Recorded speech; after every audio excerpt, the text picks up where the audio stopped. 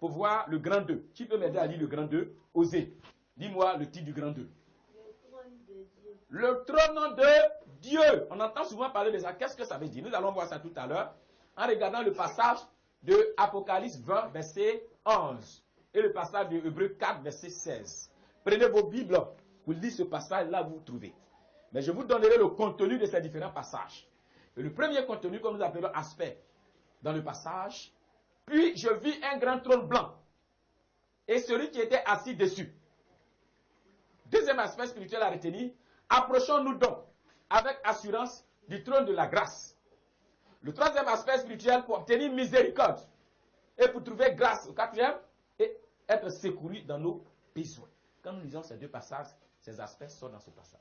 Il dit, je vis un grand trône blanc qui est au-dessus et celui qui était assis au-dessus. Qu'est-ce que ça veut dire comme aspect spirituel? Premier aspect spirituel. Dieu en tant qu'autorité suprême est assis sur un trône grand et très élevé.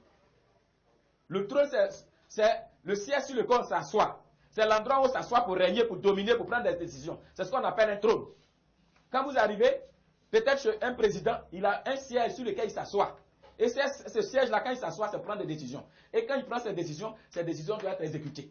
Donc chaque personne a un trône. Un directeur d'entreprise a un trône. À son bureau, et devant son bureau, il y a le siège. C'est son trône, il s'assoit pour prendre des décisions.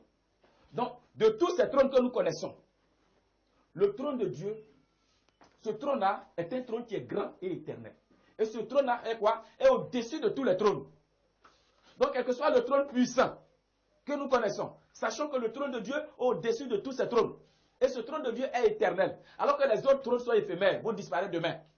Si cette personne n'est plus là. Mais le trône de Dieu est éternel et plus puissant. Ensuite, deuxième aspect spirituel à retenir. Avant, personne ne pouvait s'approcher du trône de Dieu, ni voir sa face et vivre. Ce que vous devez savoir, personne ne pouvait s'approcher du trône de Dieu. Quand Dieu est assis sur son trône, un homme ne peut pas s'approcher du trône de Dieu et puis vivre. Ce n'était pas possible. Mais maintenant, qu'est-ce qui va se passer? Mais Jésus, par sa mort et sa résurrection, nous a permis de nous approcher de Dieu, qui est assis sur le même trône. Et cette fois-ci, le trône que Dieu est assis dessus, on appelle ça le trône de la grâce. Souvent, nous sommes dans le temps de la grâce. Avant, Dieu était assis sur un trône élevé et puissant. Personne ne pouvait s'approcher de Dieu, le voir sa face et vivre. Mais parce que Jésus-Christ est mort, il est ressuscité pour nous, afin que Dieu nous permette de rentrer dans ce qu'on appelle la grâce. Donc Dieu est assis maintenant sur un trône qu'on appelle le trône de la grâce. À partir de ça, on peut s'approcher de lui et vivre convenablement. Troisième aspect spirituel à retenir, assis sur son trône de gloire, Dieu a toujours eu ses regards sur la terre pour régner. Dieu est assis sur son trône, bien sûr, mais les regards de Dieu sont sur la terre. Pour voir comment la terre, comment nous vivons. Pour nous aider à mieux vivre comme il le dit, parce qu'il est sur le trône de la grâce. Les sujets de prière, tirés d'Ésaïe chapitre 6, verset 1, éternel, assis sur ton trône de grâce, viens régner dans nos temps, dans nos maisons et dans nos vies. Dieu est assis sur son trône, mais certaines personnes refusent que Dieu veut régner dans leur vie. C'est pourquoi ils ont toutes ces difficultés. Donc il faut faire ce sujet de prière quand tu vois que Dieu ne règne pas dans ta vie.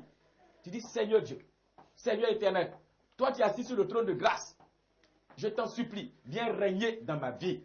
Viens régner dans ma maison. Viens régner dans ma famille. Viens régner dans ma communauté. Deuxième sujet de prière, dans Psaume 11, verset 4 à 6. Seigneur, du haut de ton trône élevé, fais pleuvoir sur les méchants des charbons de feu et du soufre au nom de Jésus. Vous voyez, Dieu est assis sur son trône de grâce pour nous faire du bien. Mais les méchants qui viennent contre nous, la Bible dit quoi? Assis sur son trône, il fait pleuvoir, il fait descendre sur ces méchants quoi? Ce qu'on appelle des charbons et du feu, du soufre. Ne pense pas que ce que tu es en train de faire dans la cachette contre les enfants de Dieu, Dieu ne te voit pas. Dieu te voit.